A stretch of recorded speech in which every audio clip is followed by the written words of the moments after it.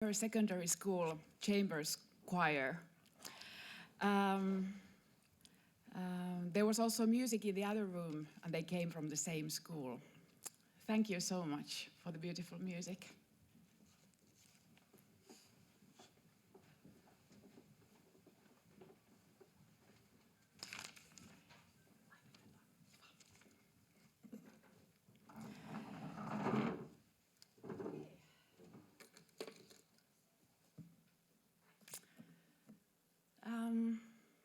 We still have a couple of minutes before the live stream begins, but I would like to wish you all welcome already, you here, the audience at Kela's main building. My name is Tanja Blomqvist. Sorry, Ole Olivera. Okay, so we are already live streamed. Good. Okay, one more time. You are very welcome to Kela's conference on social security. My name is Tanja Blomqvist, and I work here at Kela, the social insurance institution that is one of the national social security institutions. This conference is called Equality and Wellbeing Through Sustainable Social Security System. And the conference is also part of the Finland's presidency in the in the Council of Europe. The Council. The official name is Finland's presidency of the Council of the European Union. So this is an official side event for the presidency. The framework comes, of course, from the EU, the European Union, but also globally from the United Nations Agenda 2030 for Sustainable Development. And the main theme for the Finnish presidency is really economy of well-being. There is almost a full house here, or maybe, well, not completely full, but there were maybe 60 people here in Kela's main building. And then there are also people participating through the live stream. So I want to wish you all very welcome to this event, both you who are there, our audience for the live stream. The keynote speeches today, they will be streamed online. So that means that we will be online until approximately 12 o'clock today. There are no official photographers here, but of course, if you wish to take photos during this day, you may take photos, but please do not take photos of the audience, only of the speakers. There will also be a recording from today available at Kela's homepage. We will also inform you about this afterwards. We will send you an email and tell you when the recording and the materials from these sessions are there. The presentations from the afternoon session, the workshops, parallel sessions, they will be also available for you then afterwards on Kela's homepage. However, during this morning, between the keynote speeches, if you wish to ask questions or discuss with the speakers, we will not include these discussions in the recording of today. We are also active today in the social media, especially Twitter.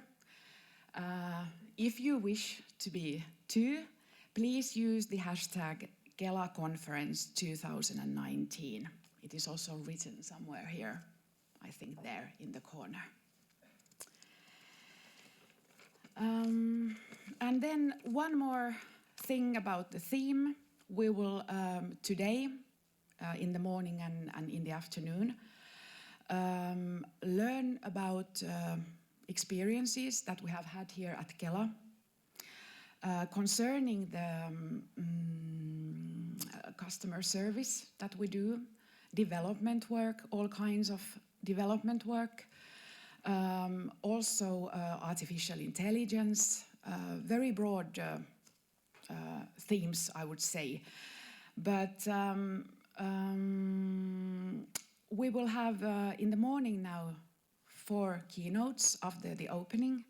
And then in the afternoon here at Kela's main building, we will go deeper into these themes that we will hear now in the morning. So this is the program for today. Since we try to be as sustainable and ecological as we can, we have not provided you with a paper version of the program. But of course, if you need to know about the program, you can always approach us who are organizing today's event. I wanted to just introduce to you the team that has prepared the program of today. So my colleague Siina is here, Siina Lepola-Long. She will be here the whole day, or well, yes. Minna Ylikännö is there, and then we have Anna-Stina Lundqvist, who will take care of the communication part especially. And there are also other colleagues from Kela. So we will help you all, yes.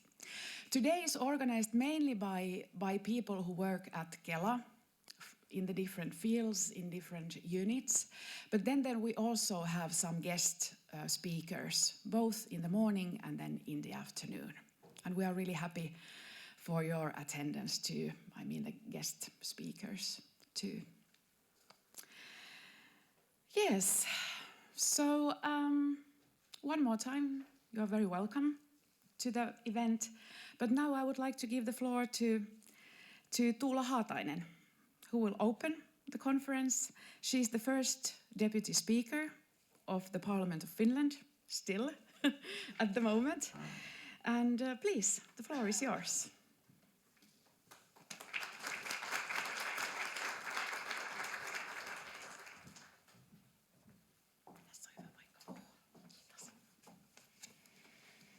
So, good morning, everybody, ladies and gentlemen.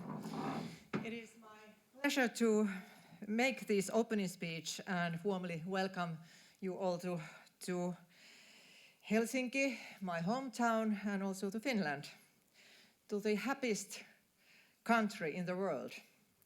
As many of you know, things do change in politics quite quickly. So I was once again faced with the fact that, and the truth, that things really happen fast when I was asked to join the new government as the Minister of Employment. So until 2 o'clock or 3 o'clock, I will be Deputy Speaker of the Parliament. So if things go as planned, in few hours I will be no longer the Deputy Speaker of the Parliament. Well, gender equality is one of the global goals of sustainable development. So in Finland, you can see what happens if you really take this seriously. The Finnish government is led now by young women. So I wholeheartedly congratulate these young women to take the position and lead the country. But don't forget, men and young men too, we need both sides of the coin. That is equality. But to continue my speech, what makes Finland or Finns so happy? I have thought this question many times. Year after year, us Finns do better in the happiness barometers compared to other countries. 2 days ago, I read an interesting article in New York Times. The headline was, "Finland is a capitalist paradise." The story was a story of an American family living in Finland, in Helsinki. In this story, they tell that they experienced an increase in personal freedom when they came from US to Finland. They say, "Our lives are much more manageable. To be sure, our days are still full of challenges raising a child, helping elderly parents, juggling the demands of daily logistics and work." They continue, In Finland, we are automatically covered, no matter what, by taxpayer-funded universal healthcare. Our child attends a fabulous, highly professional, ethnically diverse public daycare center that amazes us with its enrichment activities and professionalism. And if we stay here, our daughter will be able to attend one of the world's best K-12 education system at no cost to us, regardless the neighborhood we live in. College would also be tuition-free, etc., continues the story. And then they continue, under its current system, Finland has become one of the world's wealthiest societies, and like the other Nordic countries, it is home to many hugely successful global companies. So with this story, I want to express how the happiness of our fellow human beings does not only depend on how they are able to pursue happiness in their own lives, the happiness of others also strongly affects people's own happiness, because it is so that nobody wants to live like a king in the middle of other people's misery. I think this is something we here in Finland have understood, and that is why my countrymen and women can say they are happy with their lives. Dear friends, the Nordic welfare state is a system of new opportunities where no one must be afraid of failing. If a person fails, it doesn't mean that the same person could not succeed the next time. In my opinion, this truth contains the seed of all happiness. Today, welfare state-oriented thinking has entered all levels of our society. It means that our society has undertaken to improve people's lives with a very broad set of measures. The central message of the father of the Finnish social policy, researcher Pekka Kuusi, was that social income transfers support a society on all levels. When I studied social policy, Pekka Kuusi was really highly regarded professor. By eradicating poverty, we all do better. The same can be said about services. Public services support our society on all levels. When we invest in services, both individuals and the society do better. Well-functioning welfare state proves that justice is not just a feeling of an ideology. Justice is also a matter that can be measured with science. In addition to happiness, the meters of justice include public health, the feeling of security, freedom, and the ability to try new things and work. Ladies and gentlemen, we haven't been able to avoid problems. The welfare state is often more visible due to the public discourse regarding certain problems. Public services have suffered from funding cuts in the recent years. At the same time, the need for services is growing as the population gets older and social problems are perpetuated through families. These problems are forcing us to look for new solutions. Here in Finland, we have looked for solutions in public discourse and political decision-making through large structural reforms. The first of these reforms was the comprehensive revision of social and health services. In Finland, we have inequalities between citizens to primary health care, and the need for elderly care is growing fastest in Europe. If we do nothing, the worst case scenario could be a vicious spiral of the public healthcare system. The comprehensive revision of social and healthcare is meant to fix this problem, to secure equal and high-quality services for everyone through broad integration, which will cut future expenses caused mainly by the population getting older. Some extensive preparation work for the reform has been carried out many times already. I have also been with these processes many years. But time after time, it has run into either political resistance or conflicts with the constitution. The second large upcoming reform is the comprehensive reform of our social security system. The reform has been discussed for many years, but it is only during the past few years that it has been evaluated on the governmental level. The previous government initiated the reform through experiments. Starting the basic income experiment was important in many ways and received a lot of international attention and interest. However, the previous government didn't have time to make any other further outlines based on the experiment. The current government's composition is the first government to initiate the process of renewing the entire social security system. The third point is the question regarding employment. A welfare state cannot function properly unless as many people as possible participate in its funding. The fact that our population is getting older forces us to look for solutions for prolonging careers and eliminating social exclusions. At the same time, the question about women's employment becomes central. Having a child still disrupts women's career in a way that it can be seen in women's employment levels, their levels of income, and eventually their amount of pension. In Finland, we have approached this problem through a family leave reform. The objective of the reform is that in the future, the periods of family leave will be divided more equally between men and women.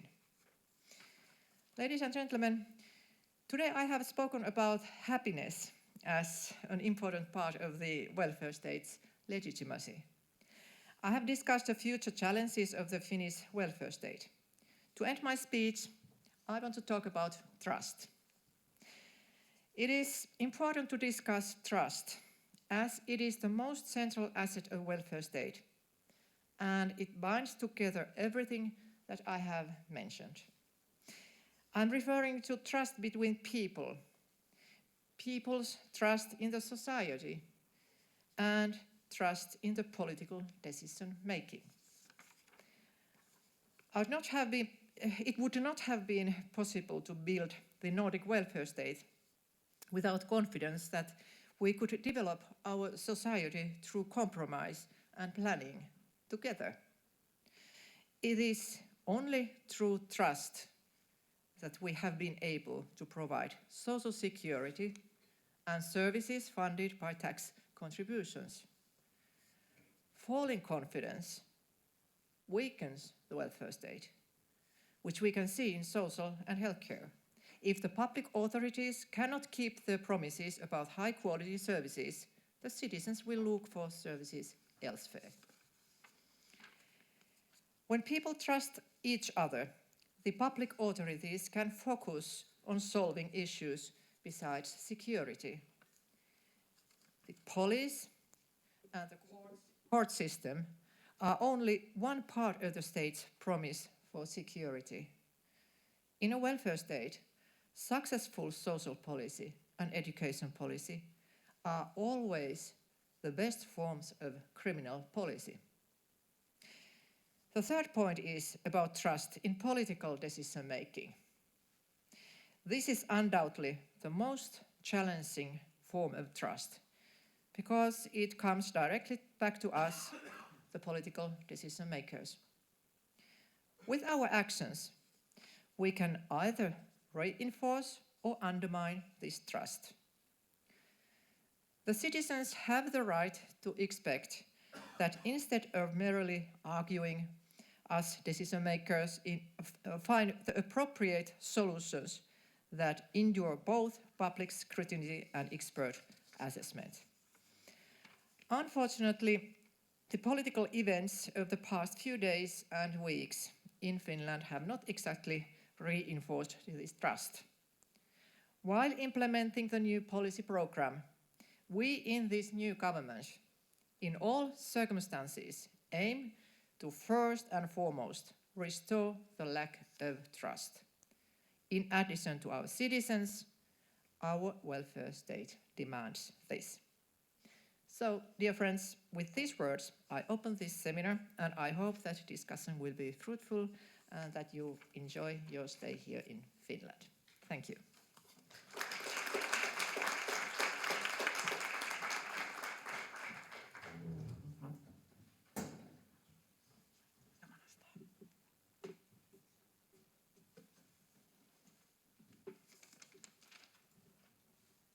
Thank you for the opening words. We'll continue with these themes now with the keynote speeches.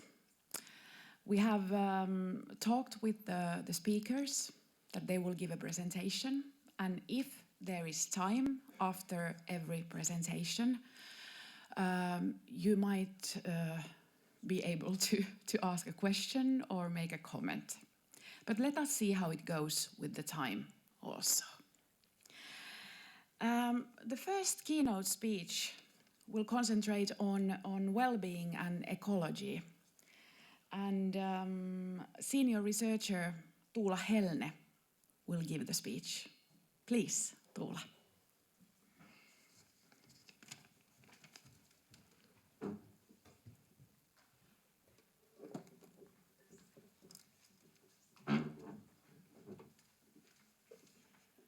All right. Good morning, everybody, and thank you for the invitation to speak here at this conference. It doesn't work.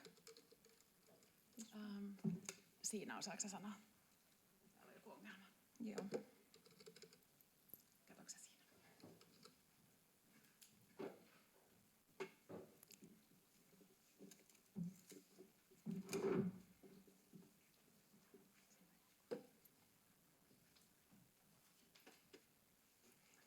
Okay, good. So this morning I am going to talk about the idea of progress, evolution, the state of the world, the changing conceptions of well-being, the relationship between well-being and economic growth, different economies of well-being as described in certain recent documents, relationality, and most of all I'll be talking about the stories we tell each other. So, again, it doesn't seem to do things on its own. The most important story humans have been telling each other for a long, long time is that of progress, both evolutionary and cultural. In this iconic image, the idea of progress is represented by a line of figures in which at the rear you can see an ape-like creature, and at the front, the modern man proudly stepping into the brilliant future that awaits him. And here's another iconic image describing a more recent event in the story of progress, that of the colonization of the Wild West. In this image, you can see progress moving from the light-skied east to the dark west, leading white settlers laying a telegraph wire. As she moves ahead, bison and indigenous people flee, unable to adjust to her tide. So we know what happened. The number of bison dropped from nearly 30 million to just a few hundred in less than 100 years. This is but one example, but I think it gives good reason to ask whether the name we so self-righteously call ourselves by, Homo sapiens, is justifiable. Can we really call ourselves that if we take into the consideration the ecological serial killers that we become, to use the expression by Yuval Noah Harari? So, we've been roaming about the planet for a long, long time. the species Homo sapiens evolved in East Africa about 200,000 years ago. And ever since that, our presence on this planet hasn't been a good thing from the perspective of other species, or even the species of other Homo species from the genus Homo genus. But only after the Industrial Revolution have massive extinctions of plants and animals taken place. And incidentally, we started telling each other stories about 70,000 years ago when fictive language emerged. This storytelling made the so-called progress possible because stories are the cement that holds societies together, for better or for worse. And perhaps for worse. As the recent global assessment report by IPBES, that is the Intergovernmental Science Policy Platform on Biodiversity and Ecosystem Services, states, human actions now threaten more species with extinction than ever before. Around 1 million animal and plant species face extinction, many within decades. The rate of global change in nature during the past 50 years is unprecedented in human history. Well, biodiversity loss is of course not our only problem. Of course, we have the plastic waste catastrophe. We have climate change with the enormous problems it brings along, droughts, flooding all over the planet. We also have noise pollution and light pollution that immensely disturb the life of marine animals and our flying friends, and are also a problem for humans. A recent research showed that 1/3 of humanity cannot see the Milky Way due to light pollution, which is really a pity because Milky Way is beautiful, and this is how it looks in case you haven't seen it. Well, despite all the talk about sustainable development and climate change mitigation, things are not changing very rapidly. For example, a recent production gap report by the United Nations shows that fossil fuel production is still growing, and the report exposes a huge gap between this rising production and the aims of the Paris Agreement.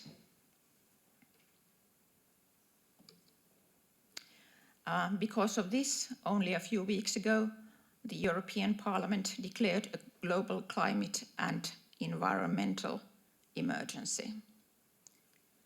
I do hope that this will lead to some measures, because as many eminent leading scientists have stated, humanity has never been moving faster nor further from sustainability than now.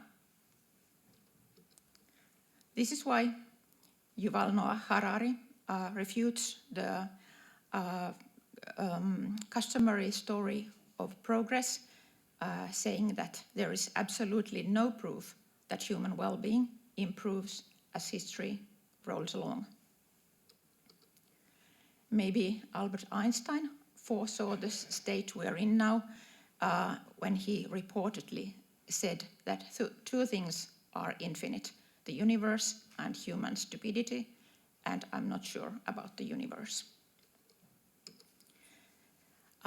If a hunter-gatherer had a chance to comment on the state of the world today, he'd perhaps urge us to turn back, because, to use more decent language than on this slide, we've really made a mess of everything.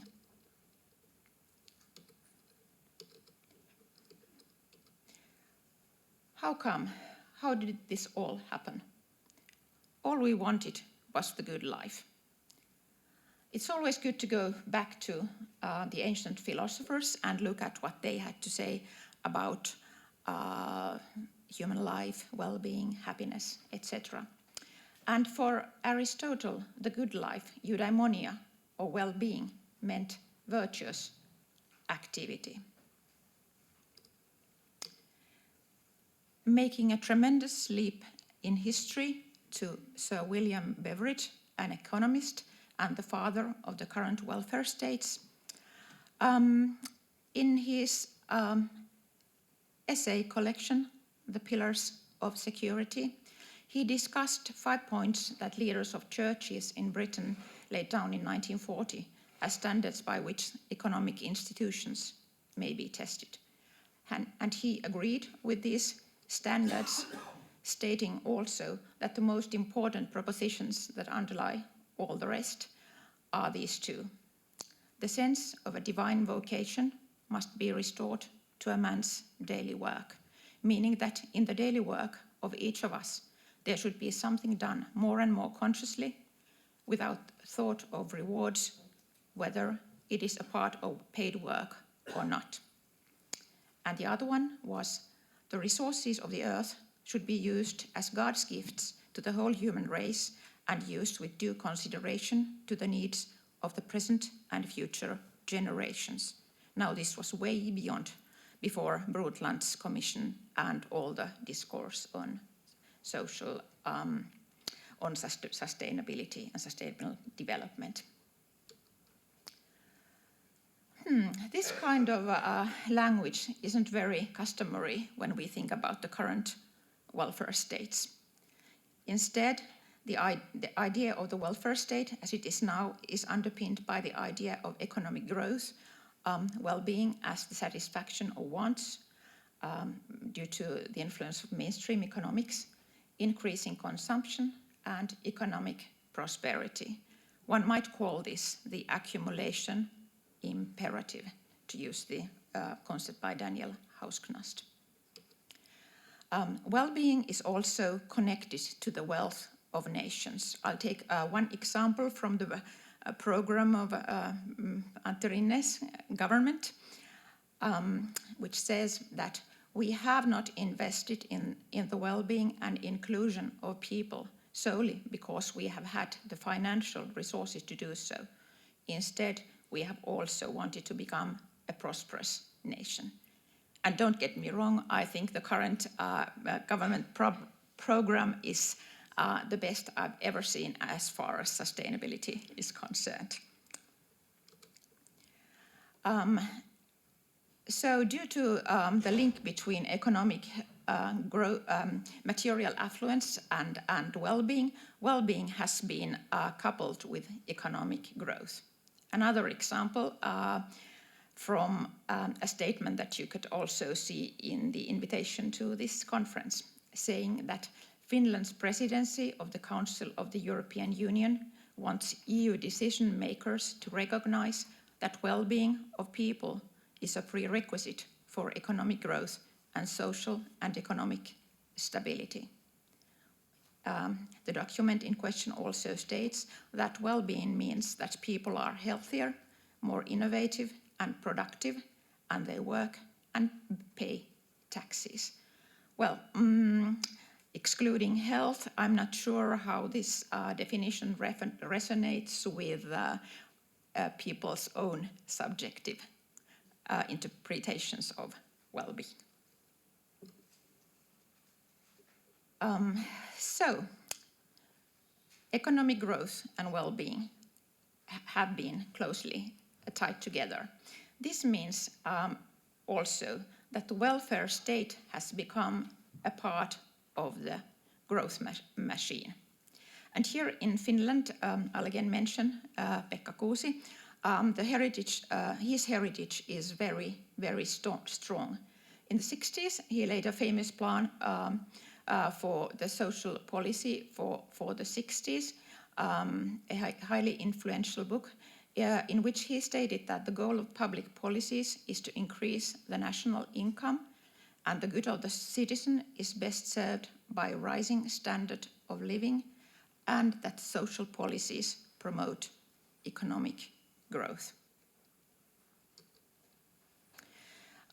So in his thinking and in the traditional thinking about the welfare state, the idea of a virtuous circle is very strong. In a nutshell, social policy and its redistribution of income and wealth leads to increasing consumption possibilities, a higher level of well-being and equality, mass production and consumption, full employment, tax revenues to developed social security, etc., making economic growth possible. This brings me to the concept of the economy of well-being, mentioned also in the invitation to today's conference. There are different ways or different narratives about talking about the economies of well-being, and I'll begin with the official, what I call the official narrative, beginning with OECD. According to OECD, an OECD paper, the economy of well-being is an economy that expands the opportunities to people for upward social mobility and improves their lives along the dimensions that matter most to them. It ensures that these opportunities translate into well-being outcomes for all, reducing inequalities. It also ensures environmental and social sustainability, seeks to establish and sustain a virtuous circle in which sustainable economic growth and well-being work to the benefit of people and society. Well, but for the idea of upward social mobility, this all sounds rather nice, doesn't it? However, if you read further, you also find these statements. Policymakers are not only promoting well-being as an intrinsic good, but also investing in people's potential as a key driver for long-term economic growth. And I quote, "The paper argues, first of all, that investing in people's well-being sets the foundations for stronger and more sustainable economic growth." So growth is first, well-being is second. And if we look at the official narrative as it is presented in a paper by the Council of the European Union, it first says that the economy of well-being is a policy orientation and governance approach which aims to put people and their well-being at the center of policy and decision making. That's really laudable, I think. However, then they continue that while people's well-being is a value in itself, the economy of well-being underlies the mutually reinforcing nature of well-being and economic growth. Taking well-being into account in all policies is vitally important to the Union's economic growth, productivity, long-term fiscal sustainability, and societal stability. At the same time, the document goes on, sustainable and inclusive economic growth functions as an enabler for the well-being of people, societies, and planet. Is this so, is my question. Well, I'm sorry to say, but researchers, scientists have bad news. Economic growth is ecologically unsustainable.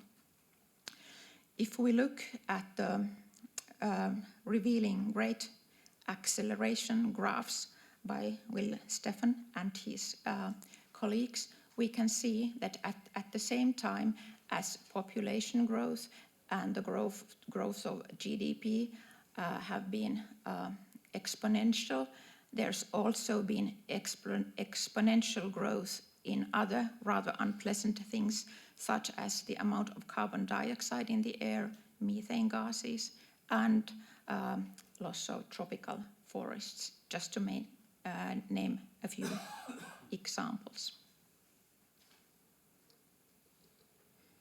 So the graphs are saying that the main drivers of ecological destruction are production and consumption patterns, in other words, increasing material throughput and population growth.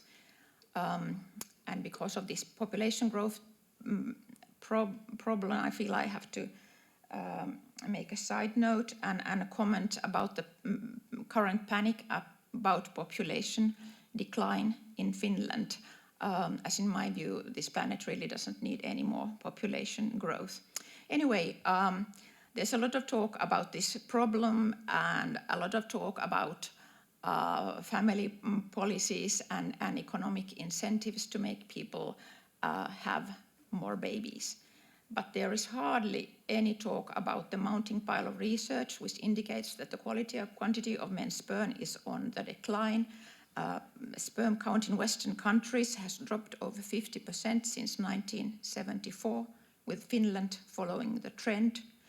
And it's quite likely that chemical residues in the environment are to blame for this unfortunate trend, as well as our stressful way of life, perhaps. Which brings me to the social and sustainability of economic growth. So the story of the progress of the economic growth hasn't really been able to deliver its social promises either. Even OECD now is arguing for going beyond growth. In my view, they are not moving fast enough nor far enough. But they state themselves that numerous OECD publications have documented rising inequalities in income, wealth, and opportunity. For example, across the OECD, disposable income of the richest 10% has risen from seven times of the poorest decile 25 years ago to 9.7 times today. And 10% of households hold more than half of all the wealth in OECD, that is, while the bottom 40% barely own 3%. Not to mention global disparities. In this Oxfam picture, you can see that the top 1% controls 46% of world's wealth.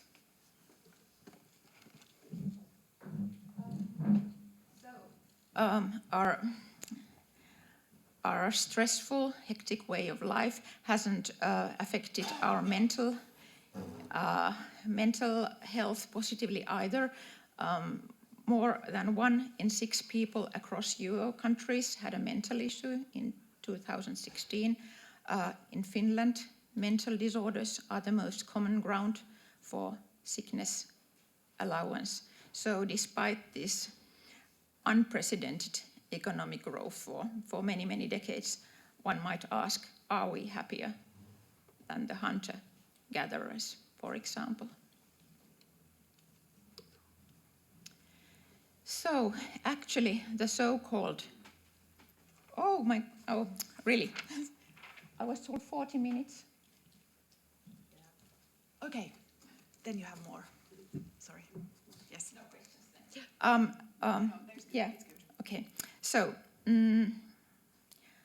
the so-called virtuous circle is actually producing a vicious circle in which leading to, just to mention a few things, increasing use of natural resources, problems of waste and pollution, etc., etc.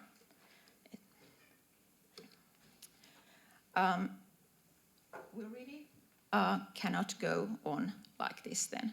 According to the IBPS report I mentioned, goals for achieving sustainability cannot be met by current trajectories, and goals for 2030 and beyond may only be achieved through transformative changes across economic, social, political, and technological factors. A key constituent of sustainable pathways is the evolution of global fiscal, financial, and economic systems to build a global sustainable economy, steering away from the current limited paradigm of economic growth.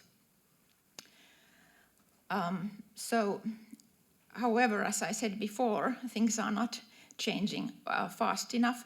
Instead, we seem to be bumping into a glass ceiling of socio-ecological transformation. that is, those in power still are clinging to the story in which economic growth is seen as beneficial to people and the planet. In other words, the imperative of sustaining economic growth and material affluence prevent a transformation towards sustainability. So, until now, our societies have been led by a deeply flawed story. It kind of reminds me of the biblical story in which Moses led his people out into a very barren wilderness. And is there any way out of the desert? In other words, is there any possibility of well-being in the time of ecological annihilation? I'm not at all sure, but I still think it would be irresponsible not to try to change things. So first of all, I think we need a better story. We need better narratives. We need knowledge, but that is not the problem in today's world. We need actors. We need a critical mass of actors, and according to a recent research, 25% would be enough to make a change possible. IPBES, again, seems to be agreeing with this. They write that transformations towards sustainability are more likely when efforts are directed at the following key leverage points where efforts yield exceptionally large effects. Firstly, visions of a good life that do not entail ever-increasing material consumption. Secondly, lowering total consumption and waste. Thirdly, values and action, unleashing existing widely held values of responsibility to effect new social norms for sustainability. These were the three first ones. But how to change stories and narratives? Well, stories are rooted in worldviews or ontologies. And ontologies, of course, deal with the questions of being, what entities exist, and how they are related. One can make a distinction between two kinds of ontologies, an atomistic ontology and a relational ontology. The stories of progress and economic growth, I think, are based on a version of atomistic ontology that William Catton and Riley Dunlop have called the human exemptionalism paradigm, in which humans are seen as separate from nature and as masters of the universe. And whereas in relational ontology, interconnectedness and dependence are stressed. Well, obviously, we have to abandon atomistic ontology in favor of a relational ontology, and based on this ontology, change the narrative of well-being. We have to decouple the idea of well-being from economic growth. We need to adopt a relational, inclusive, and holistic conception of well-being in which well-being is embedded in its ecosystemic foundation. Humans are seen as a part of nature. The well-being of ecosystems and all living beings is promoted. In other words, we need a conception of well-being that makes us happier. In my own research project conducted together with Tuuli Hirvilammi, we proposed such a conception that we call the doing, loving, being approach, in which well-being is represented as a four-leaf clover rooted in the ecosystem. And in this conception, having refers to basic sustenance through material resources provided by ecosystems. Doing refers to ecologically and ethically sustainable activities, meaningful activities that permit the maintenance of one's integrity, a very Aristotelian and maybe a Paverichian conception as well. And loving refers to connective and compassionate relations, not only with other people, but also with other species and nature. And being refers to presence, wholeness, self-actualization, a sense of interconnectedness, living in harmony with nature. But we not only need to change the conception of well-being, we also need to change the narrative of the economy of well-being. As I mentioned, I talked earlier about one a version of this narrative, the economy of well-being, which a narrative which perhaps the guy in this slide is telling. But there are also other versions in which the term is slightly different, well-being economy. This is one version by SOSTE, Finnish Federation for Social Affairs and Health, in which well-being and good life are the main goals of a well-being economy. The other objectives, such as economic growth, expansion of the welfare state, or deepening of democracy, are considered subordinate to it. But they also state that well-being investments foster growth of productivity, and well-being broadly understood is hence also capital for economic growth. Another version by Well-being Economy Alliance. The current economic system is unfair, unsustainable, unstable, and unhappy. A well-being economy, therefore, has the fundamental goal of achieving sustainable well-being with dignity and fairness for humans and the rest of nature. This is in stark contrast to the current economies that are wedded to a very narrow vision of development, indiscriminate growth of GDP. So, a well-being economy recognizes that the economy is embedded in society and nature. It must be understood and managed as an integrated, interdependent system, a very relational conception, that is. Drawing to a close, just a few words about what the relational conception of well-being might imply for social security. Well, it means moving from national to global concerns, from social security to eco-social security. To misquote Margaret Thatcher, there is no such thing as social security, because if ecosystems fail, social security is an impossibility. We also need to move from social policy to eco-social policy, and from welfare states to eco-social welfare states. In other words, we need to move towards relational social security. How can we do that, and is that even possible, you might rightly ask? Well, first of all, more and more people are sharing the story in which well-being is prioritized, not economic growth.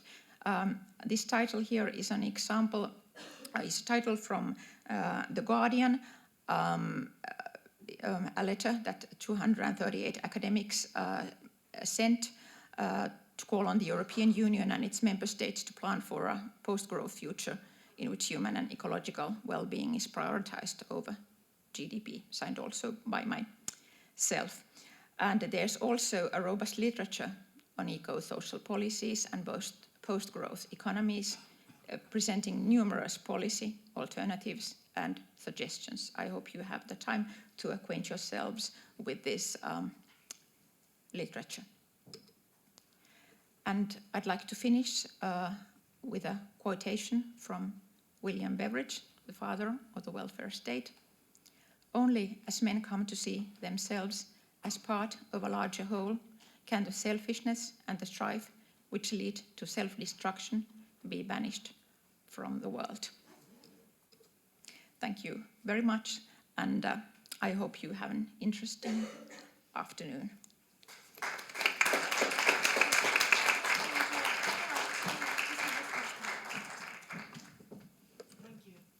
Thank you, Tuula. You raised very important questions and even provided some possible answers. We are really happy for that also. But now I would like to ask you if you have one short question or comment to Tuula here in the audience. So we will use the microphones here. Do we have a question? Yes, lovely. Please.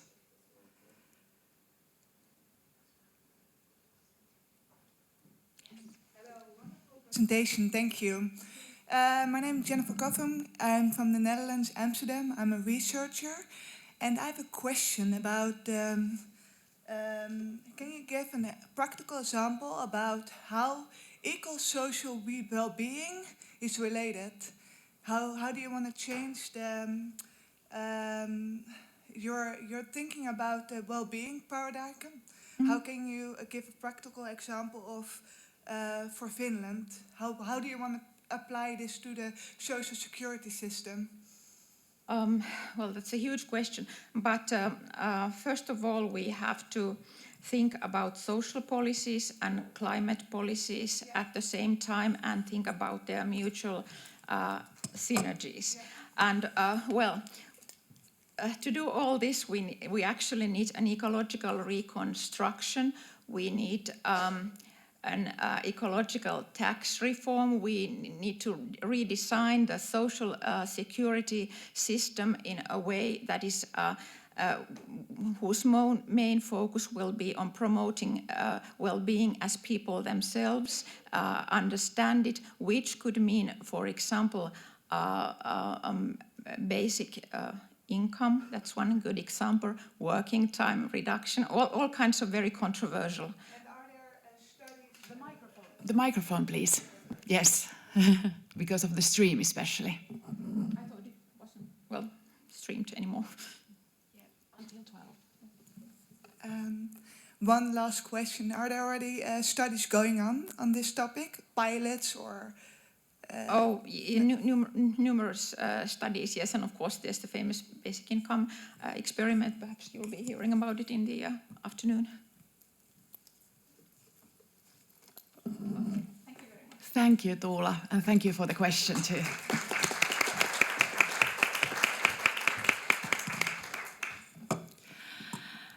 Our next speaker is Director Niina Nissilä from Kela. Please. She will concentrate on digitalization in our services. Yes, please.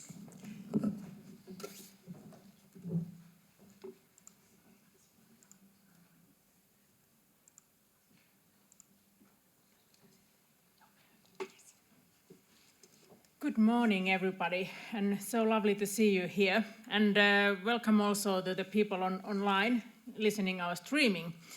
And I'm taking a little bit different angle to the sustainability. And I'm one of those people who actually believe that digitalization can actually improve our sustainability.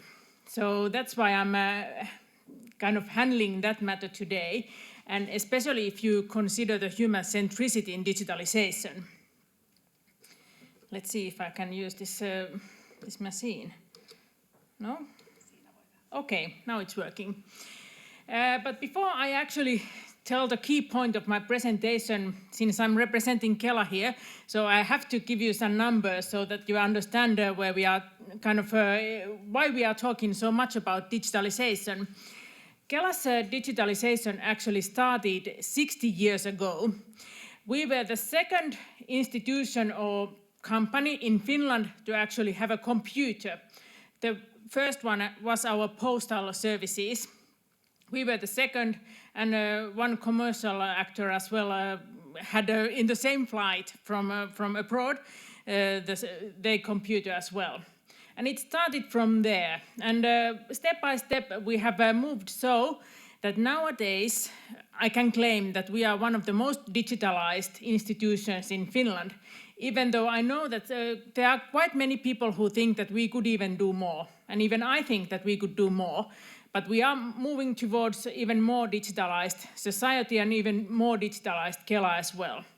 Around 70% of all the applications that we actually have today comes via online. It means that our customers are really accustomed to use digital channels.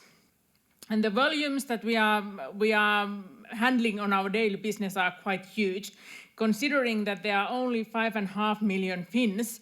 So we have around 46 million visits on our website last year, which means that on average every single Finnish person, from the baby to the one who is almost dying, they visit around 9 times per year in our web services. So I can safely say that we are quite popular in that sense. But this is the background, And this is why digitalization and how we actually do the digitalization is so important to us. Another thing, and it's lovely to hear that future Minister of Employment Tuula Haatainen also mentioned the women's participation. And one of the things that I'm so proud of us is that 2019 European Union made a digital economy and society index called DESI. And in that index, actually Finland came first. We were the most digitalized country in altogether when analyzed 5 different areas. But the one thing that wasn't included in this, but was also analyzed during the same time, was the digitalization of women. And we came in first in that analysis as well. And that's something that I'm truly proud of, since it means that actually the whole kind of society's digitalization is in a different level when the women are actually also quite digitalized. And one of the things that I'm also quite proud of is that from the IT personnel in Kela, around 45% is actually ladies, which is quite significant number considering that in general the IT business is quite male dominant. So I can safely say that at least we in Kela have done our part to kind of improve the digitalization of women in Finland. But now, sorry, wrong turn. Now I'm moving towards the actual business, what I'm going to talk about. And I'm going to talk about emotions, feelings. It doesn't sound so technical, and there's a reason for that. And I totally understand that after my presentation, the only thing that you probably will remember is the feeling that I made you feel. Either you were bored or you were interested or something else. But that's most likely the thing that you will remember. And there's a reason for that, because we are actually quite emotion-driven, we human beings. So if you remember anything that I said, it's actually a little kind of a miracle, and I'm really surprised. And that's how it goes. And feelings are quite essential to us, even though we don't want to admit, because we are scientists, we are engineers, we are lawyers, we based on our lives on facts. And that's an issue for us, because life doesn't work that way in the big picture. Where we are basing our knowledge means that in the medieval Europe, we had scriptures, holy scriptures, possibly, and we had a logic. If sun rises, it means that it has to be a fact. And there's God, we believe there's God, so God created sun. That's a kind of a no-brainer at that time. Then came scientific revolution, and we started to understand about the empirical data and mathematics. We collected information from different sources, and we made tests, etc. And if those tests or the data showed some result, it has to be a fact. It has to be that way. And now we have entered in the area of humanism, which means that we put more emphasis on experience and sensitivity. How do we actually feel? And the experience consists of 3 different elements: sensations, emotions, and thoughts. None of those sounds actually quite factual if you think it that way. How you feel in your heart, how you actually feel in your physical body, and what are you thinking about these feelings. That means that it creates your experience. And we are in the business of customer experience because we are producing, for example, we are the online channels, we are producing 46 million experiences per year. It might be actually almost 50 this year. So it means that 50 million times per year we are creating an experience to our customer, either good one or bad one. And it doesn't necessarily mean that it has something to do with the facts, but it's about how the customer feels that our service is felt. And the other part of the dilemma is trust. It's interesting to see that I'm actually referring to same themes than first deputy speaker Haatainen as well. She spoke of the trust, but from different angle. And the trust is kind of connected to the knowledge. And what are the facts that we are basing our trust on? Few hundred and thousand years ago, when people lived in small villages, the trust was quite local. In those small villages, you usually didn't move around that lot. You lived there, and you maybe cultivated the land or something, and all the people in the same village were most likely related to you one way or another. They were your brothers, sisters, mothers, aunts, uncles, etc. So it was easy to trust people because you know all their history, you know their family, you know the story. But then people started to move around, came Vikings, etc. You needed institutions to create trust. And it means that we have to have symbols like brands, and we have to have laws, we have to have uniforms. We in government are actually pretty good in this kind of institutional trust symbols because all the business that we are doing is based on laws. And the idea was that as long as we have laws and we can refer to them, we might have uniforms like police or army or doctors, for example. We don't have uniforms actually in Kela, so that part we can't do in our business. But other than that, we are pretty good actually covering all the institutional signs of trust. And we thought that it's okay. We just give them, we are still actually working. I know that I'm a little bit kind of giving you sort of maybe too direct idea, but I'm claiming that we are still quite good in the institutional trustworthiness. In that sense that when we are sending letters to our customers, or even in our web pages, we are referring to certain points and acts in law. Because of this part of the law, we have to do this and this and this. You know the story. And we are starting to be in a trouble in certain sense. Because nowadays, and you probably know the phenomenon, is that people are trusting even more and more to the shared form of trust. It means that if enough people are giving thumbs up to some service, for example, people think that, okay, this must be good because so many people are liking this. Most likely, quite many of you actually, if you have chosen a hotel or restaurant service or maybe a travel location, you have searched from internet. And if that service has, for example, in TripAdvisor, has given a good numbers to some location or hotel, you are thinking, okay, this must be good because it's 9.5 points. And you are basing your judgment to some people's kind of other people's judgment, and you don't know anything about their motivation or anything about them. But because they have given a good kind of a review, so you think, okay, this must be good. And this kind of actions are actually changing the way we have to meet our own customers as well.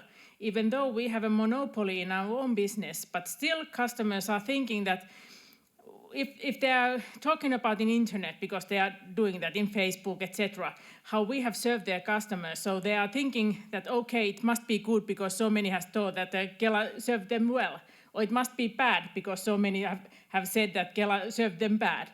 And you don't know anything about the background story, anything at all. And as you know, and most of you are representing business areas where you are in the similar situation that you can't actually tell the whole story because in the internet, because we can't talk about our customers' businesses. So it means that we are in quite vulnerable position in that way. And if we are just putting out acts of law, etc., and saying that because of this and this part of the law, you have to work this way. So people are feeling, and I'm being precise when I say feeling, that there has to be something wrong. Why they are not making sense in that sense? Because the making sense are based on feeling, not to the actual fact. And I'm referring to Yuval Noah Harari as well, who has said that 99% of our decisions are based on emotions. Even though you are a lawyer, engineer, doctor, or scientist, 99% of all our decisions are based on emotions. It means also when customers are basing their decisions whether they could get a good service or bad service from us, it's based on the emotion, not the actual happening itself. So if we are not kind of meeting this kind of expectation, we will be in trouble. Of course, the shift from the institutional trust to the shared trust takes probably 100 of years, and we are not in the finish line yet.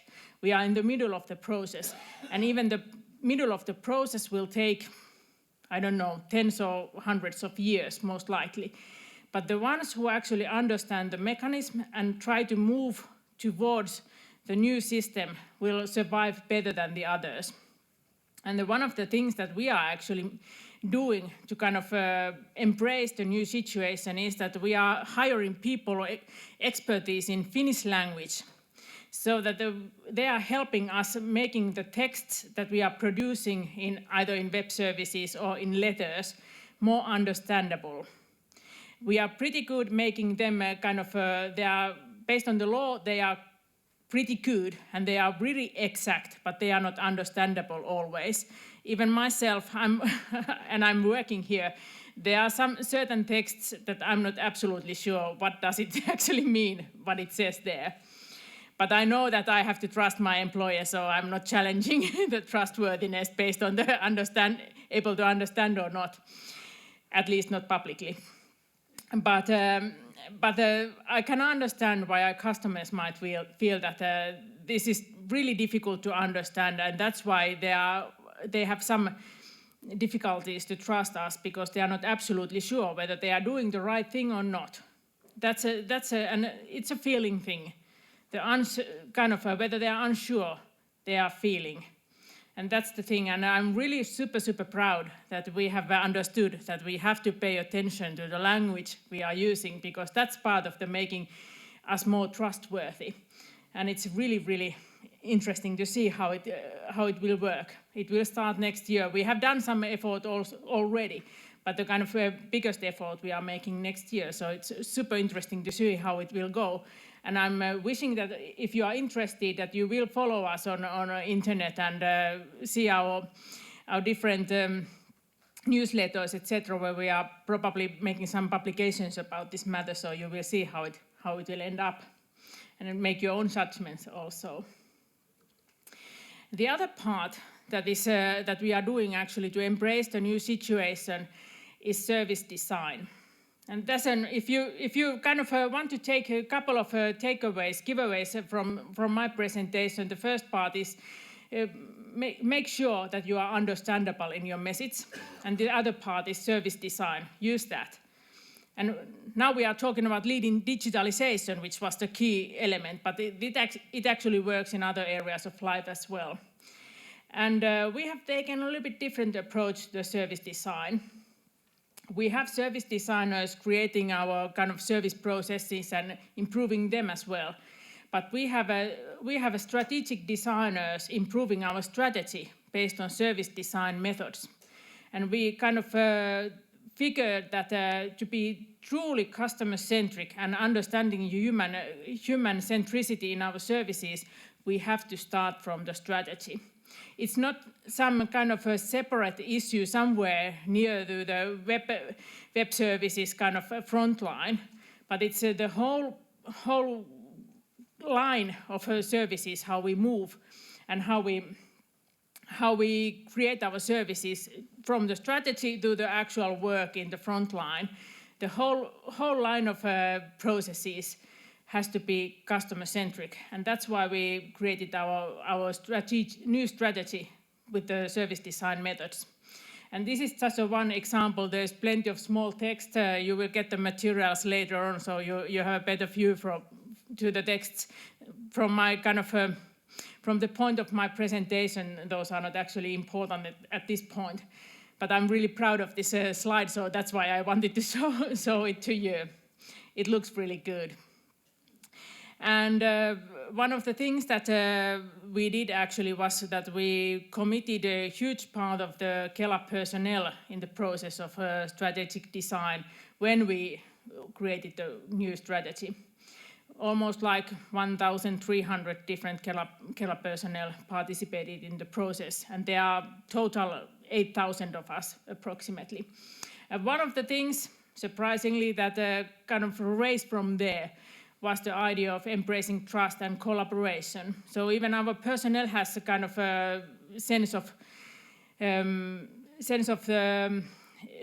almost urgency what comes to the trust, that we really need to take account of that. And the other part of how we have embraced the situation, and later on in the afternoon we have more presentations about this kind of information on this slide, but this is just a small teaser about social innovations and how we are doing it in Kela. And it means that we are using service design in this area as well. These are technological innovations. We are doing other kind of innovations as well, improving our processes, etc. But now I'm talking about technological innovations. But it means that they are not separate island either. We are using service design as well from the very beginning of, if we are talking about blockchain or artificial intelligence or that, we are using service design there very early on, and not kind of going with the technology first, but understanding that what is the actual issues that we are solving. And we have two kind of innovation. Short-term innovations, which are kind of improving the process and worker efficiency, and we are using the existing assets. And it's kind of a current business kind of thing. And the other part is long-term innovations, which might actually potentially in future impact to the whole society, but we don't know yet. It might happen, it might not happen. But that's always the case when you are embracing the kind of uncertain future. We are talking about the disruption. It means that we have new assets like new technologies, new products, new services, something that we have to imagine the business in totally different way. And we don't have a big team here. It's around 13 persons, so it's not a big business to us, but it's a small, but we are kind of wanting to see a little bit further to the future than just to the next week. And this is something I'm quite proud of. And in the afternoon, in the, I think, session 4, we are handling these issues more precisely, so you will hear some stories what we have done so far. Finally, something lighter to the end of my presentation. Since I'm kind of looking you and thinking that, okay, you might be a similar age than I am, most likely a bit younger, since I'm actually quite old. But I've noticed something during my career. And these words are from Douglas Adams, who has written, among other things, has written the book The Salmon of a Doubt. And occasionally I feel that, like Margaret Thatcher has said, that sometimes you have to fight several times until you are actually in the end of it and you have won it. So life is that way sometimes. And everyone who has worked with transformations, you know that they don't always go straight forward to the finish line. And there's a reason for that. And Douglas Adams has said that anything that is in the world when you're born is normal and ordinary, and it's just a natural part of the way of the world works. It makes sense. Things existed when you were born, so they have always been like that.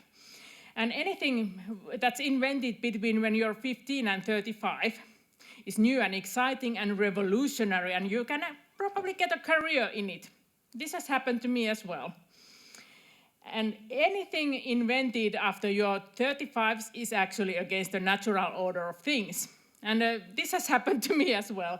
So if you sometimes feel that things are quite difficult and you really have to push hard to make the results, it only means that you are something that is that's against the natural order of things. So there's actually a logical reason for things being difficult.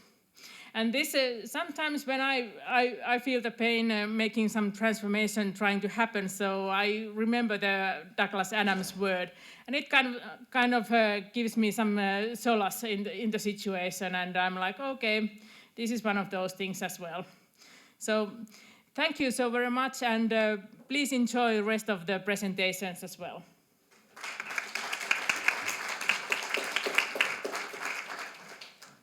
Thank you, Nina. That was inspirational. There is time for one comment or question. Do we have it? If not, we will continue in the afternoon here, then with Nina also. Thank you. Whole day. Thank you very much. The next presentation will also concern the customers and the customer experience and what we do. Elisa Kivimäki, Director of Customer Relations here at Kela, will give a presentation now.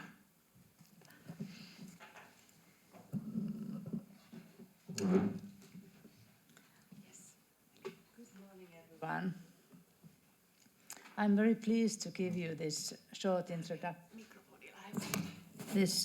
introduction to our customer services and to how we try to improve the customer experience. We work together for the best of our customer. And I have to disappoint you, I'm not talking about feelings. I'm giving you facts. But behind these facts, there is a lot of emotion and a lot of feelings, because customer service is about feelings, and they are very important.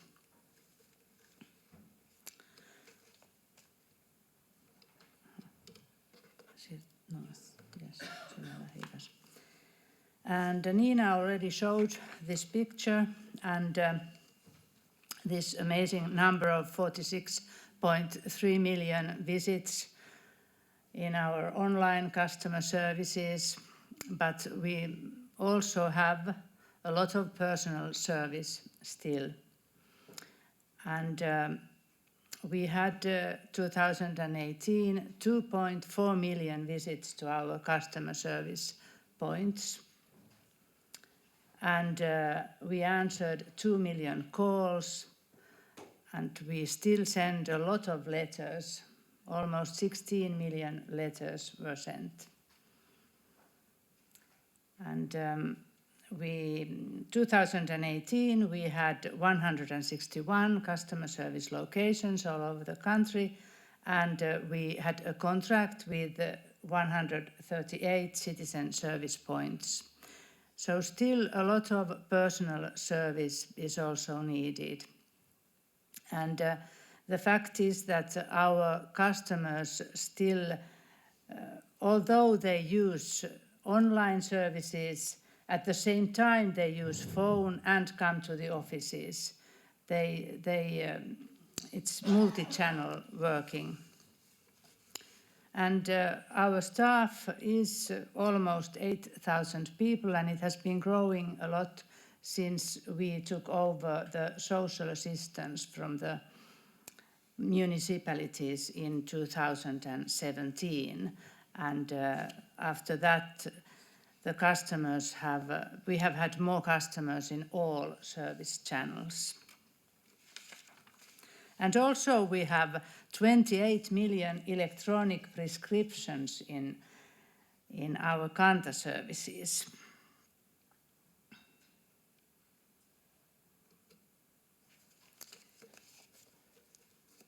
And Kela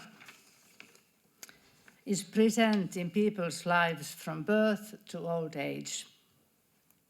We support our customers through changes in life and different life events. And the wide range of benefits, which have different and often complicated legislation, is a big challenge for customer services. And we aim to help people with a holistic approach and make sure our customers get all the benefits they are entitled to. And altogether we paid 15 billion euros in benefits.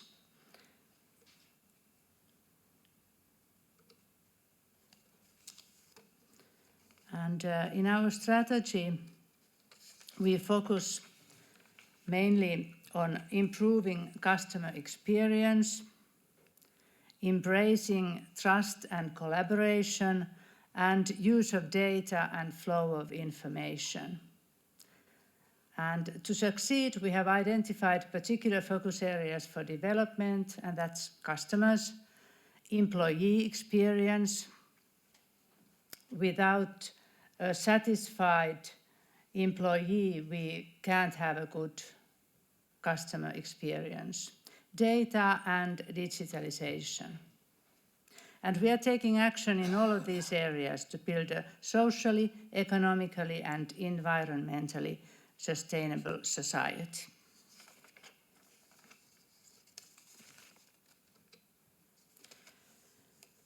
And online service is quick and convenient for most of our customers. And our customers can conduct most of their Kela businesses online. And through the Kanta service, customers can access their health information and their e-prescriptions. And Kela website is a large information resource.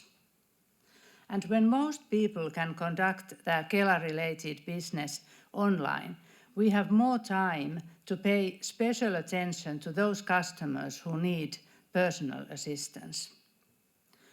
And we have developed a number of operational models based on delivering personalized service to customers who need special assistance.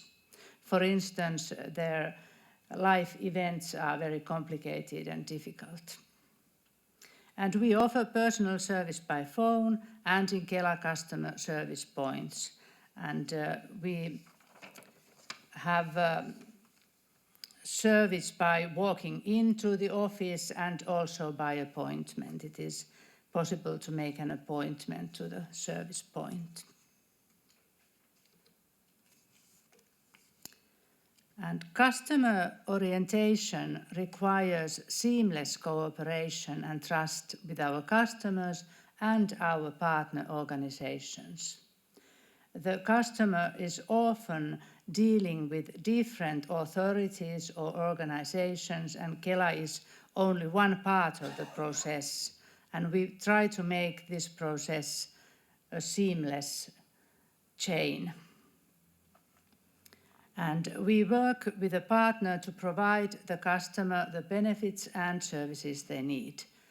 And we bring our services closer to the customer. So we don't give service only in our offices, but we go to places where the customers are. For instance, Ohjaamo, which are one-stop guidance centers to help young people. And we also go to schools and social offices and different authorities. And we try to reduce bureaucracy and duplication of work by our partners whenever possible.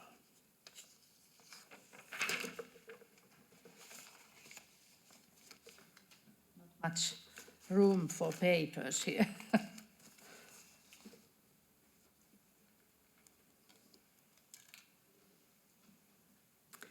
And we collect customer data systematically and use it effectively for the benefit of the customer, partner, and society. We make the flow of data more efficient with our partners so that our common customer benefits. An excellent customer experience and well-functioning digital services require greater efficiency in exchanging and combining data available from various sources.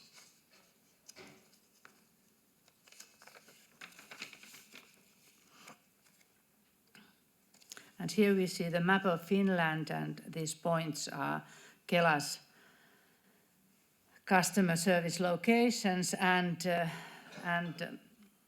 the citizen service points.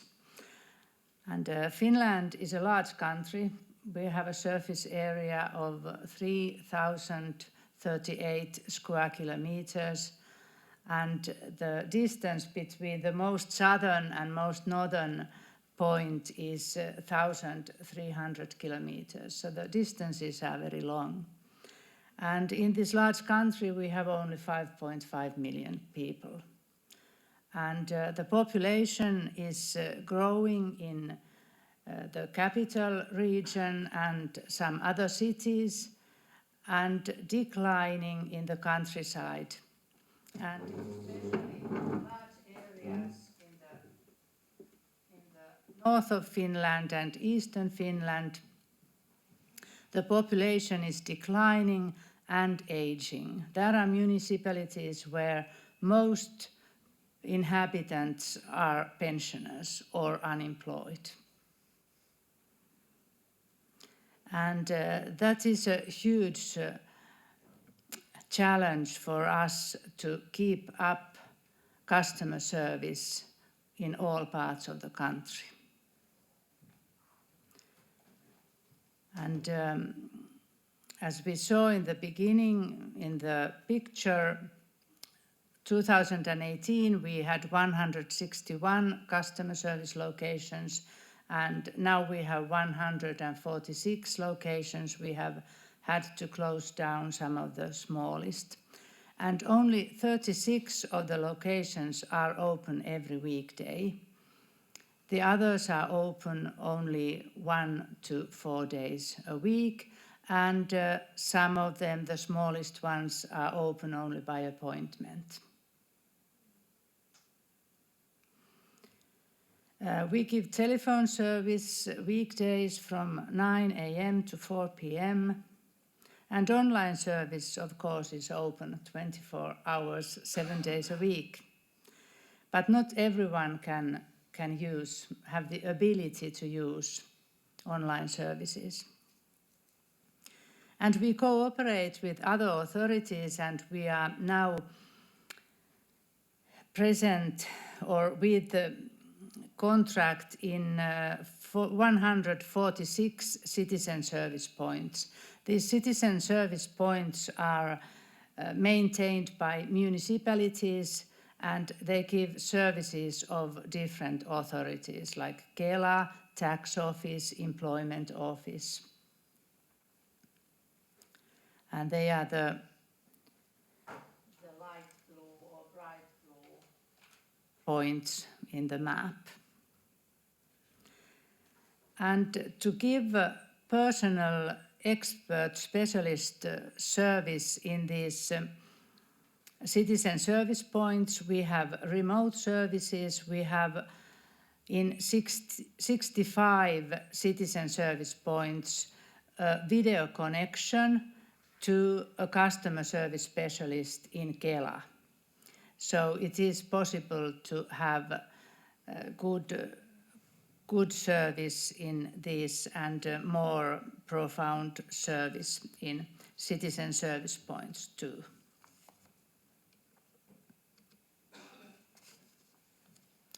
We measure the customer experience in many ways. We have different surveys, and we also have a system for collecting customer feedback and analyzing it. And here we see an example of our mobile survey, which we conduct by SMS every 3 months. And here we see that our customer service points, the personal service there, gets very good rates, almost 9. And the customers get a good feeling in the customer service points, I think. And also the phone services get good rates, 8 and 6, 8 and 7. And sometimes when we have very many calls and can't answer them quickly enough, it drops because of the long waiting time. But then our online services don't get good rates.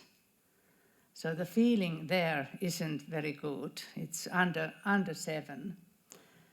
And this is because our online services are already rather old, and they are not as easy to use as the customers expect. And it is very often so that you use online services, but you also have to call and ask something. So our process online is not transparent enough.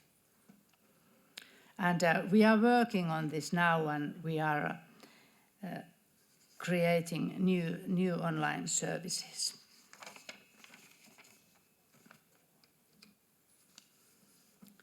And here we see the development of customer service channels when applying from 2014 to 2018, and we can see that the online applications has grown a lot, and it was 2018 it was 69%, and this month it is already 72%. It is growing all the time. And of course, at the same time, the paper applications are declining. And it is also possible to send the supporting documents online, and that has been growing too. And the paper documents has been declining. We are also working to make better our case management so that we wouldn't need so many supporting documents, but we haven't succeeded in this so far very well. And especially for the social assistance, we need a huge amount of supporting documents.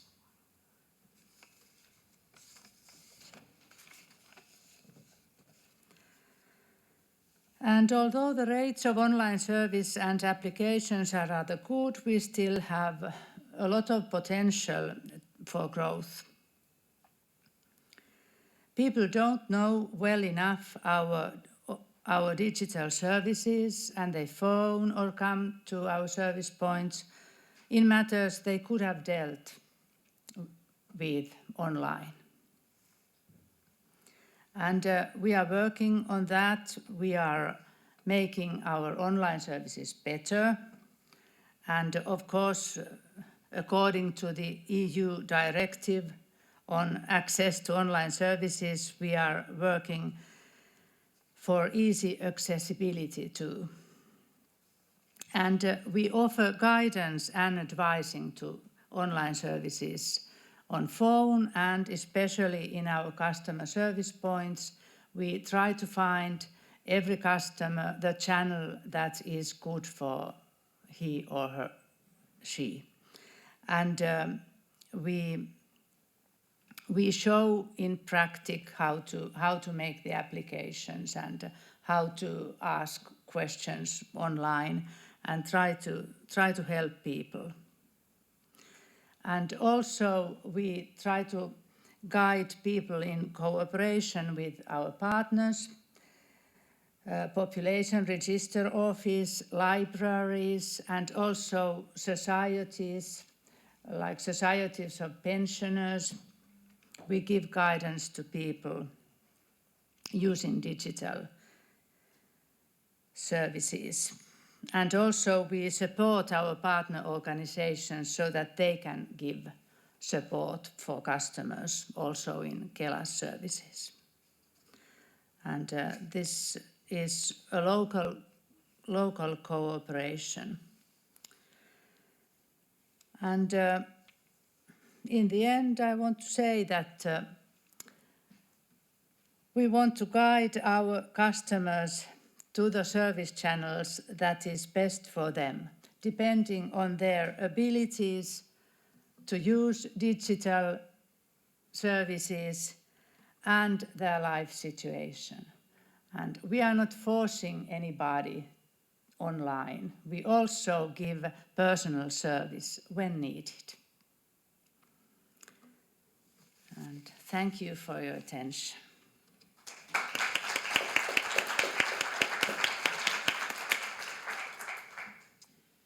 Thank you, Elisa. Do you have any questions or comments concerning our services and also the development things that Elisa presented here? Yes, please, we have a question.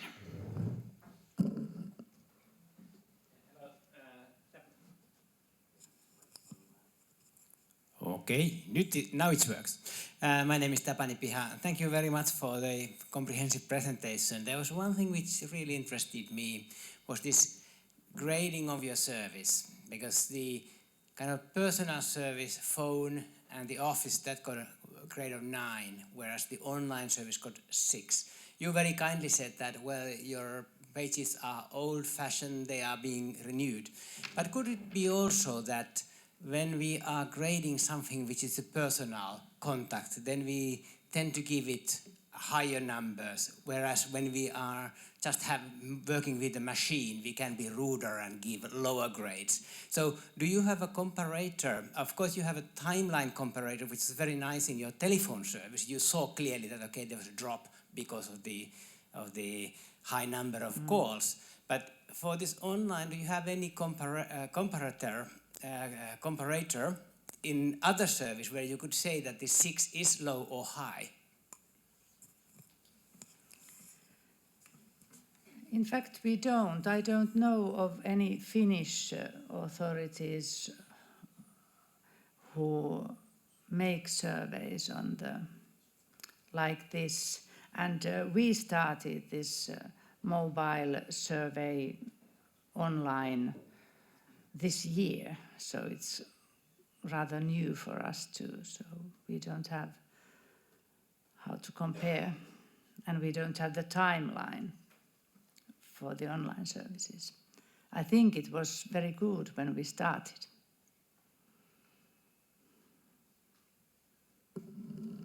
Yes, thank you. And there is another question.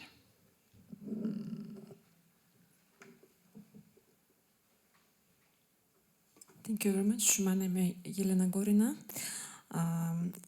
You have said that employees, that some service points work 1 or 2 days per week, and the employees that work in these service points, do they work in at the same time or in some other places in the others days? Yes, our employees go from office to office. For instance, they work in a bigger office in a city which is open every day, and then somebody goes to open the office which is open only one day. Also, it is possible that they work with other things like answering phone calls.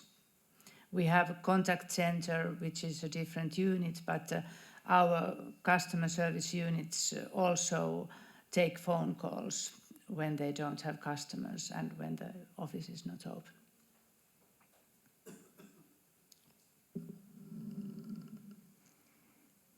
More questions? If not, then we thank Elise one more time. Thank you so much.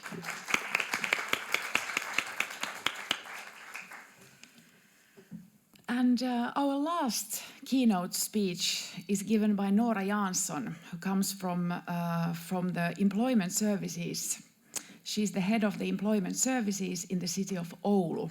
It is up north or in the middle of Finland, something like that. So Noora will concentrate on the networking and partnerships, what is it called, network partnership maybe, that also Elise mentioned in her speech. But now we will get a more detailed presentation by Noora. Please. Thank you very much. So I'm standing between you and the lunch. So let's get on to the presentation. I'm very happy to share you some thoughts about leading change through partnership. I'm heading the unit of employment services up north in Oulu, and it's part of the city function. I'm also a part-time researcher. I did my dissertation on organizational change management a few years ago. But first, few words of Oulu. Where is that? So it's situated up north on the west coast of Finland. It's about 170 kilometers from the Arctic Circle. Oulu is a city of about 250,000 inhabitants. So it's a fairly small city, but it's situated in a large area. We are one of the youngest cities in Europe because our average age in our city is about 38 years. We call our city the 12-minute city. What does it mean? It means that wherever you need to go, it takes approximately 12 minutes. So it's whether you take your children to the soccer practice or whether you go to work, it's 12 minutes. By bike or by car. You should try. So Oulu was chosen a few years back as #1 in quality of life. And that study was done by the European Commission. And this is what the city looks like. And by the way, from where the photo was taken, it takes approximately 12 minutes to walk to the center of the city. You know, when Tuula Helne started her presentation this morning, she started way back. And when I was planning this presentation, I thought, is it too far away to go back to the 1600s? But she started from 4.5 billion years ago, so this is not too far away. Oulu became internationally known through tar exportation in the 1600s. And later on, our export products became sailing ships. And today, it's a city of high technology. I bet you didn't know that 2.6 billion people every day around the globe use technology that was developed originally in Oulu. Now, I'm talking about networks and partnerships, and I will be using the word ecosystem.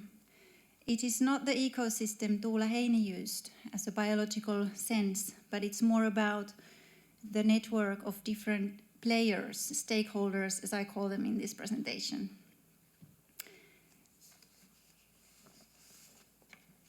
It is a network, yes, but what is the difference between a network and an ecosystem?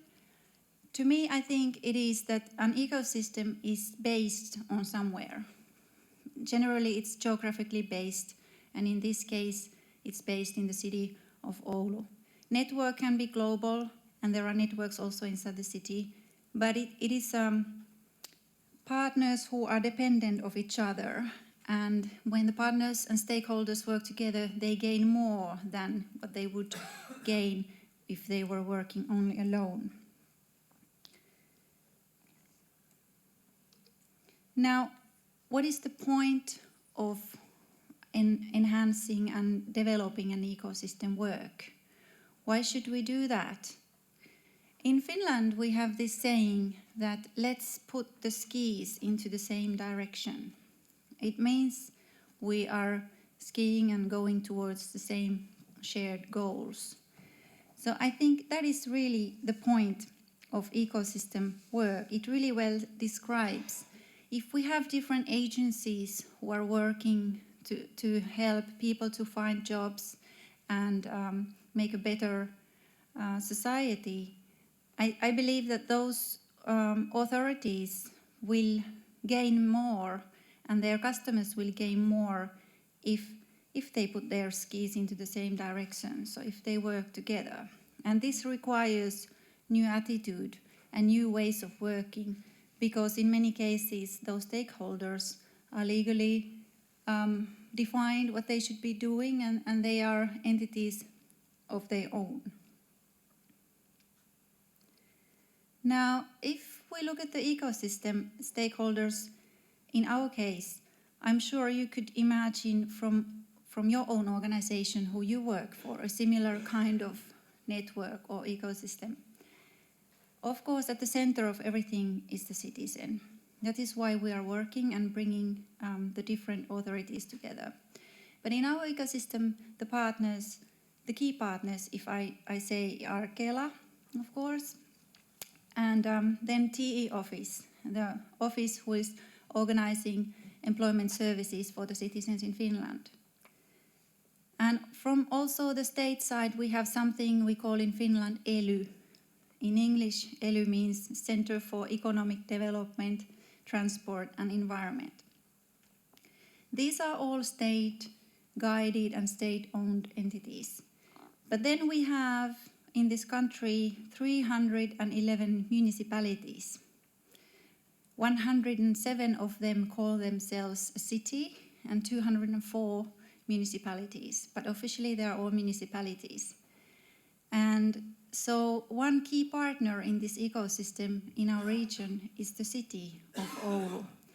And of course, a bigger city is divided into different organizational functions, and the most active ones in this ecosystem are the Economic Development Office, where I work for, and also the Health and Social Services. They are the most interested and close to the employment services and unemployment facts. What is missing from this picture? Probably somebody was wondering, why don't we see any universities or educational bodies? They work with us through some projects, and I think they should become closer partners in our ecosystem in the near future. But this is how we started. We started from the employment bodies, and then we will expand to the continuous learning path. Now, what is the successful network partnership? I have, based on my experience and studies, collected 6 key factors for you, and I will explain what they mean. So when you are driving change and when you are working together across different organizations, you should have in place many, many different components. And what is even more challenging is that you need to have them in place at the same time.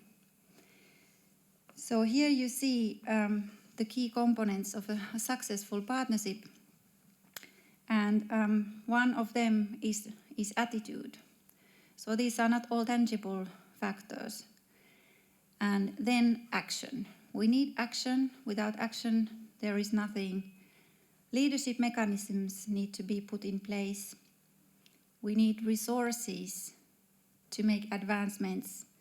Our timing has to be right, and we need money, because it always takes money when you recruit people and organize things. So these are the key components for the successful network partnership. Let me explain a little bit more in detail. What does it mean, the attitude? When you are working in your close network, in your close organization, it can even be a network inside your own work. When you want to achieve something, and especially in partnership, you have to think really big, further beyond the normal strategies and further beyond the normal action plans. And you have to also recognize and analyze what are your own strengths. They can be your team's strength, they can be your city's strength. So only on genuine strengths can help you advance in a larger network, because then you can know what you can give to the others and what you are missing. What we have found in Oulu is that it's very important that the highest level of the directors are involved. Because when you are trying to build a network partnership, sometimes it could fail, because if it has only few enthusiastic people who are trying to do something and they get their support maybe from their immediate manager.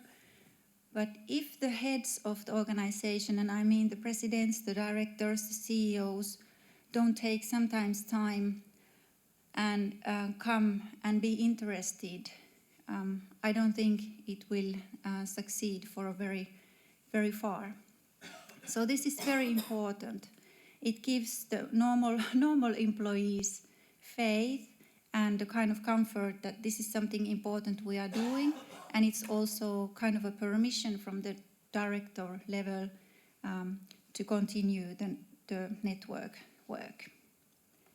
And then investing in the shared means that Normally, if you work in one office or organization or project, you are managing the funding of that project or organization.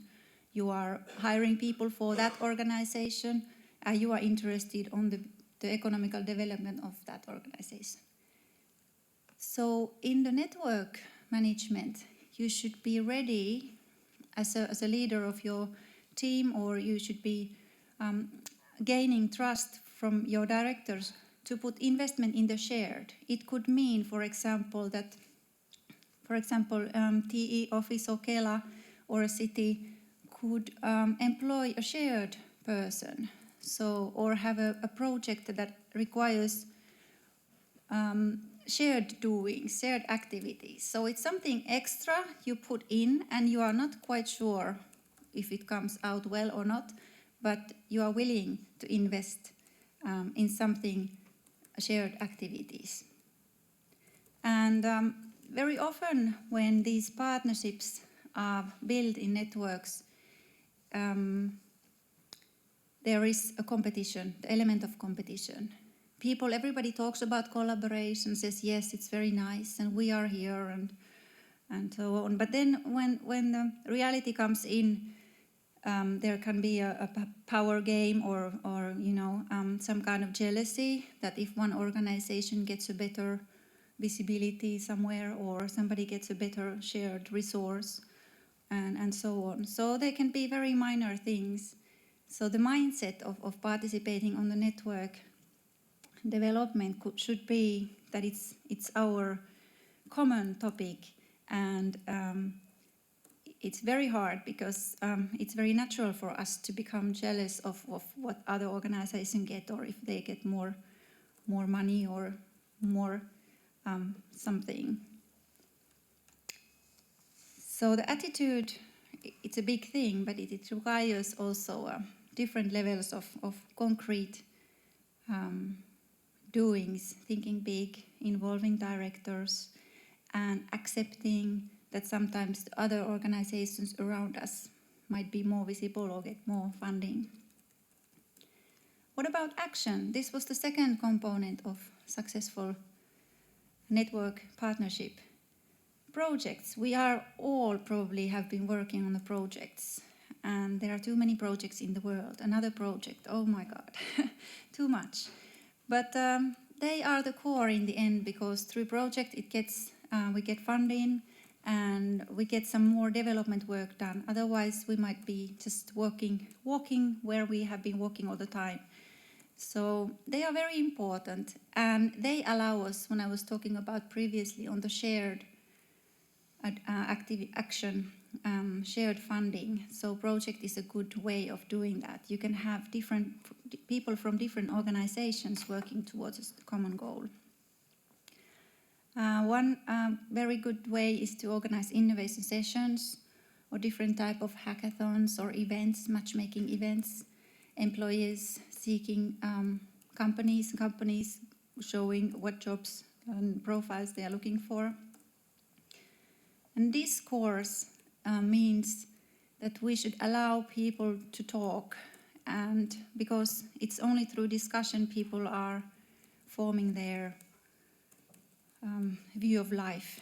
So it's easier to understand what we are doing together when we are allowed to talk and talk and talk and talk. That is how the understanding grows, and that means sometimes that it takes more time than the direction would like, but it's the only way that we get all the necessary parties involved. What we are doing, so we don't only act based on our beliefs. It's very important to support research and involve research in the network partnership in different ways. And of course, communication. We are working around very challenging topics, and we have new people coming in, younger people. People are changing jobs. We have projects that we don't necessarily have time to focus on elsewhere. So communication is really the key, and even in my slide, it's the last topic on the list. And how many project plans you have seen, or how many action plans, when there's always the point of communication and it's the last one. oh yes, let's remember do the communication well. Let's nominate somebody responsible for communication. But it should actually be on number one, because if we don't know what others are doing, if we don't know why we are doing it, there's no point of doing it at all. This is an illustration for you to demonstrate that this action can happen in very different levels. So thinking big means that you have 3 levels of collaboration. You have regional, your own area, and you might have different projects along the time, and they are supporting your final goal. But at the same time, there are projects ongoing nationally that makes useful to be part of, at least being aware of. And on top of that, there are projects and action ongoing internationally. So in managing successfully networks, you need to be involved in your local networks, your national networks, and international networks. And you need to be able to manage all that in parallel. And along doing the projects and actions, you need to also have the view of the very far. Where are we going? What kind of funding should we apply? What are the strategic actions we should take? And there is no one person who can do this alone, so this requires collaboration and sharing information and very good communication. Now we are coming to the leadership mechanisms. So when you are setting up an ecosystem or a local network that has shared goals, these are quite basic things, but when you think about that these basic things should be happening on a network level, which is not an official organization with an official CEO, it becomes a bit harder. So one of the possibilities is to create partnership agreements among the participants. It's a bit formal way of approaching things, but sometimes it helps if the organizations are very formal. And the steering team should be in place of a network. And discussion required who is the chairman and so on. A shared strategy, that is the key. So I showed you the picture of putting the skis into the same direction. The strategy shows into which direction they should be set to. So if the network, the local ecosystem doesn't have a shared strategy, it's just a mixture of projects and normal doing. There is no extra added value. Action plan, a basic thing, but it should be followed. Who is doing what? And brand, we heard today that it helps sometimes. We need these kind of mechanisms around us to help ourselves to understand the world, and brand was mentioned in the earlier speeches. And resources. The factor is that everyone should be regarded as a resource. So setting up a network and helping the different partners to really work better together, you should regard everyone as a resource, not just an extra project for that. And already mentioned that recruiting shared resources could be a good idea. And sharing roles across silos. So there is microphone, okay? Okay. So anyway, you should be able to define if you have some silos in the network, some parts of what are not dealt with, and then it could be shared across different roles. But it has to be agreed with people, with persons. It has to be agreed that, hey, you, John, you will take care of this. It's not something too vague, otherwise it won't happen. So it's agreed with people who is doing what across the network. And what is also very crucial is that this kind of network management and partnership building requires an extra resource. It has to be somebody's job to plan this, to bring all this information together, and to help people to understand what they are doing together. If it's nobody's job, then it won't happen. So it's kind of a facilitation role, and there is a danger that that facilitator takes a too big role, and then others disappear because they start to feel that, okay, that's his project, he wants to lead everything. So it's a delicate a balance between helping people coming together and giving them a way, a room, but also stepping back and promoting others instead of the coordinator or facilitator. But if there isn't one, it's very challenging. And it's also worth thinking that who can create trust? Not everybody has the ability or the background or the character to do it. So when recruiting these type of collaboration persons, it's very crucial to think about who has the kind of abilities that can bring people together. It's not only about knowledge or a great career path. It depends on the network. It could be different type of talent in each case. It's not a standard job. And timing, it's crucial. And we often plan that this could be very important to do. We should go for this plan without thinking that, is this the right timing? Because we always assume we are in a hurry and this is a great idea, let's do it. But what if the timing is not right? What if our partners are not on the same level, we are not mature enough, we are too late maybe? So this is important, when to create network, when to bring people together. And then when you do, persistency is needed. And we heard the word trust here before. Tuula Haitainen was talking about trust, and that takes time. And trust needs to be at some level before starting the network work. Change takes time. Unfortunately, it takes time. We would love to do things very fast and efficiently, but it just doesn't happen because this is about people. And the more people involved, the more it takes time, especially in a network, because nobody can demand anything. You need to persuade people.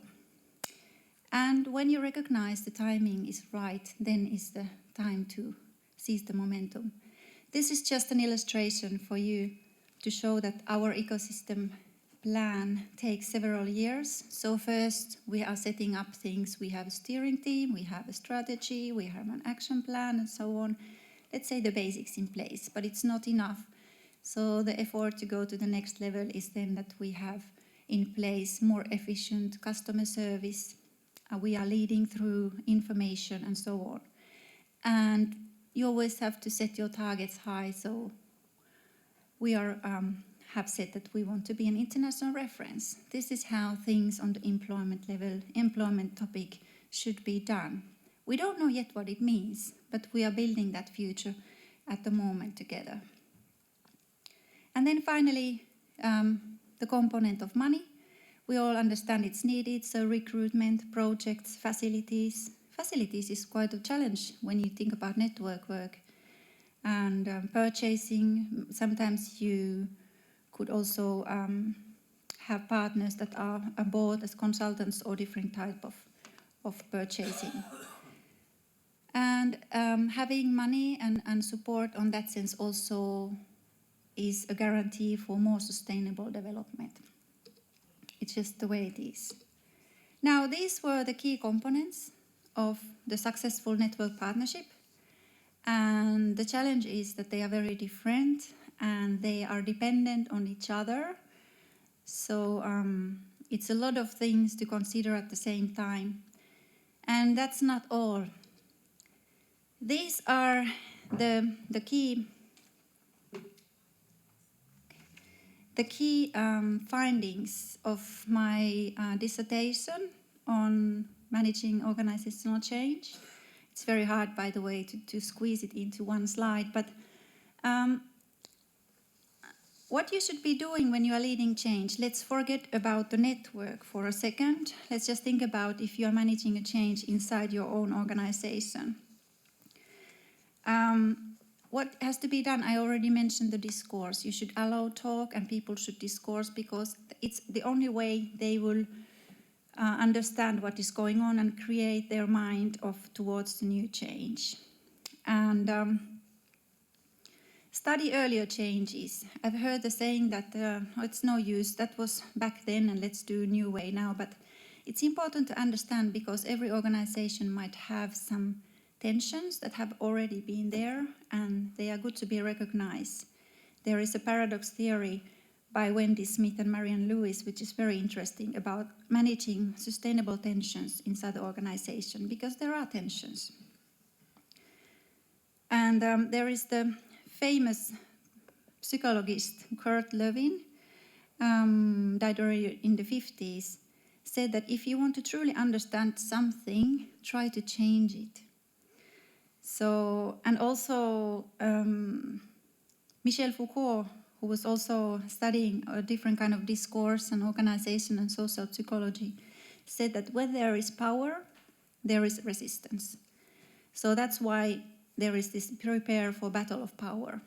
It's only human, so it's naive to think that there is no battle. It's naive to think that there is no power resistance. And it's very important to recognize that people have their identities at their work, have their feelings. We heard about feelings earlier too. So all of this mixture of human feelings and need for taking time for discussion makes it a bit messy and challenging work to drive the change in an organization. And the process itself influences the process. So whatever happens when you start influences the later phase. So it's impossible to plan everything beforehand. Now finally, to remind you that we had the factors of the successful network leadership, and we have the factors how to lead change. When you put all this together, it looks like this. It's not maybe the prettiest picture, but it reminds us there are many, many things to take into the consideration.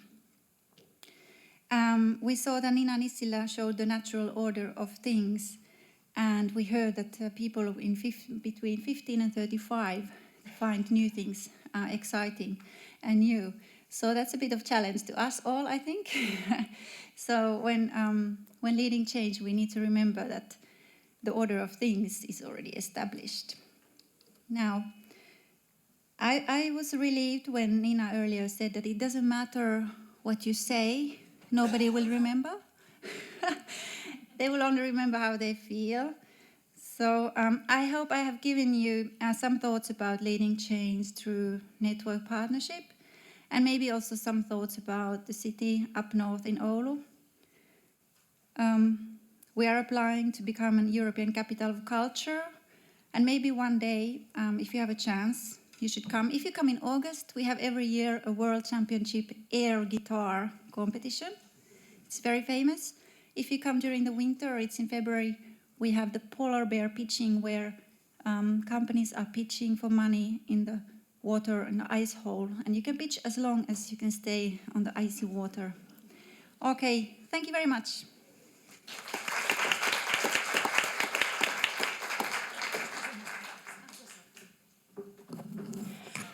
Thank you, Nora. Please do ask or make a comment. I found it really inspiring and interesting what you told us about, and I think it was a really, if there are no questions or comments, I think it was a really good way to end our morning session with this presentation.